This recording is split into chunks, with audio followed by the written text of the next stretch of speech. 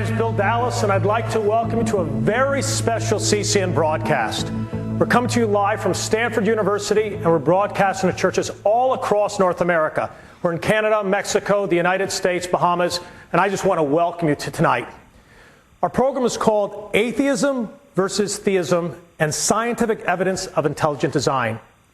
This is in partnership with Motive Entertainment, and tonight's program is a debate format. What that means, you'll get a chance to actually participate in tonight's broadcast. We're going to ask you to email or fax in questions, and then later in tonight's program, we're going to actually ask some of those questions of our presenters. You can email us or fax us at 650-745-0660, or you can email the questions, and this contact information should be up on your screen right now at questions@ccnonline.net. Now, tonight's program is a debate, but we have a very special host for tonight, and that is Ben Stein. Let me tell you a little bit about Ben. He's known for his acting career and signature role in Ferris Bueller's Day Off. But he's also an author, economist, and lawyer. He graduated with honors from Columbia University and Yale Law School, and he served as a speechwriter for President Nixon and President Ford. He has published 7 novels and 9 nonfiction books. He's a regular columnist for the New York Times and Yahoo Finance, and he's a contributor for the CBS Sunday Morning Show and Fox News. Please join me in welcoming Ben Stein. Thank you very much. Thank you very much. Thank you very much. Thank you very much. Thank you very, very much. It is a great pleasure. Thank you so much. Ben? Thank you so much. You know, Ben, tonight is a very special broadcast, and we're coming here from Stanford University. Yes. We're simulcasting all across North America. Question: why should people be watching tonight's broadcast versus going home and watching ESPN? So they can get all their work done so they can watch the Super Bowl and not feel guilty about their work. Now, because it's a big, big subject that they're discussing, it's a huge, huge subject. It's almost as big as to be or not to be. It's going to be discussed by 2 incredibly smart men, and we're really lucky to have them on the campus. I'm very familiar with Stanford. I've spoken here many times.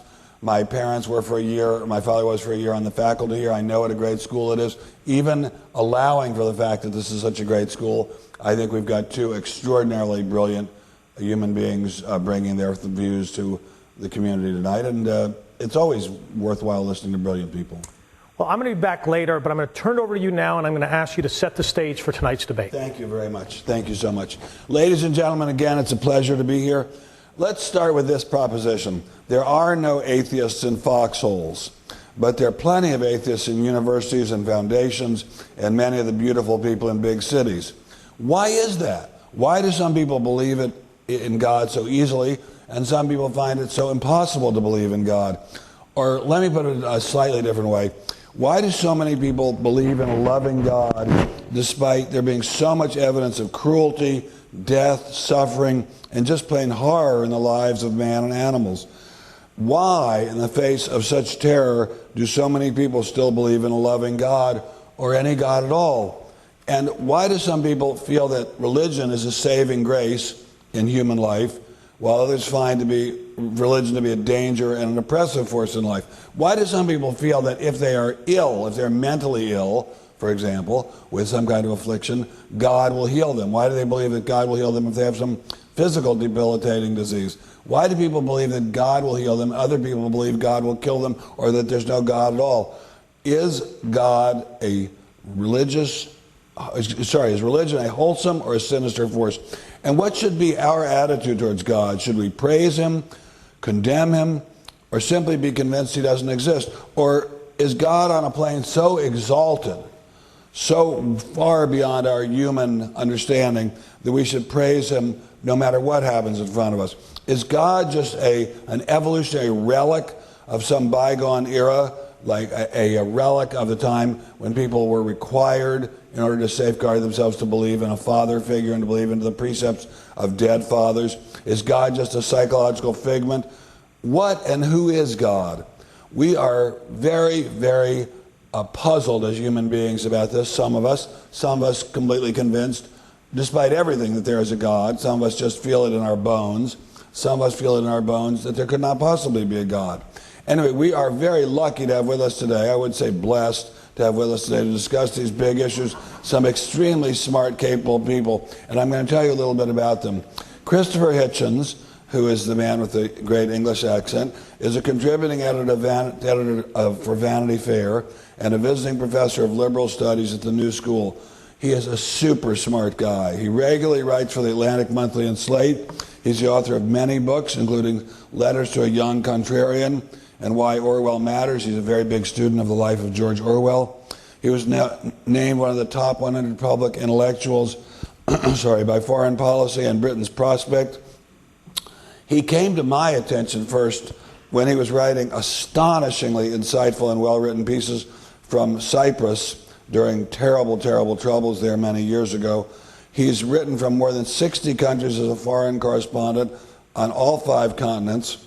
For 20 years, from 1982 to 2002, he wrote a column called The Minority Report for The Nation, which is an extremely left-wing magazine, but his reviews were quite contrarian and unexpected, hence the title of the column. Since 1992, he's been columnist and contributing editor at Vanity Fair, and at different times Washington editor and columnist for Harper's Magazine. He's been an American columnist and correspondent for The Spectator, a very, very old and prestigious British magazine, The New Statesman, likewise, the Times Literary Supplement, Sunday Today, and the Sunday Correspondent. So he is a very major, important intellectual in the world of letters and the world of talking.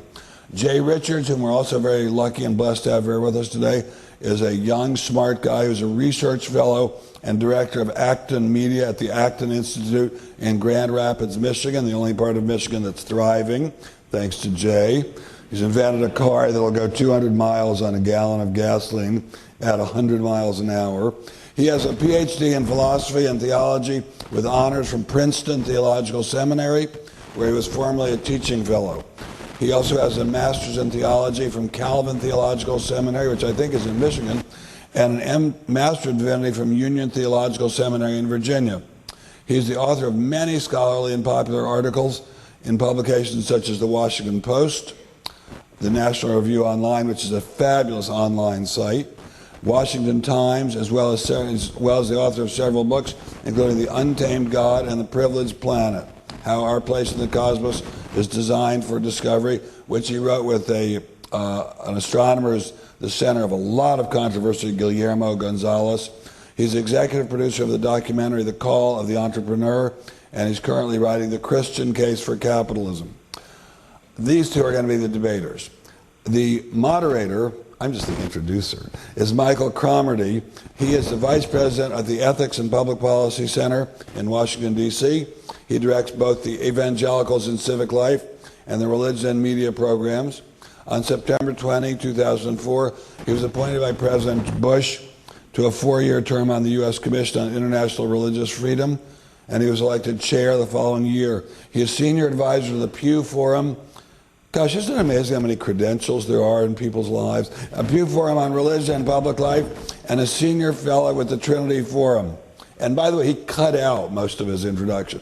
He's very modest. He's the co-editor of 14 books on religion and politics, and he's going to be your gifted moderator. May we have these charming people come out, please.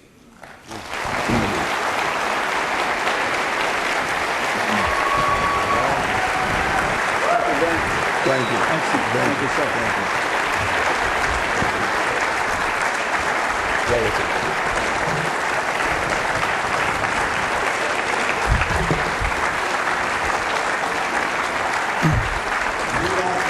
Are you going to explain the format?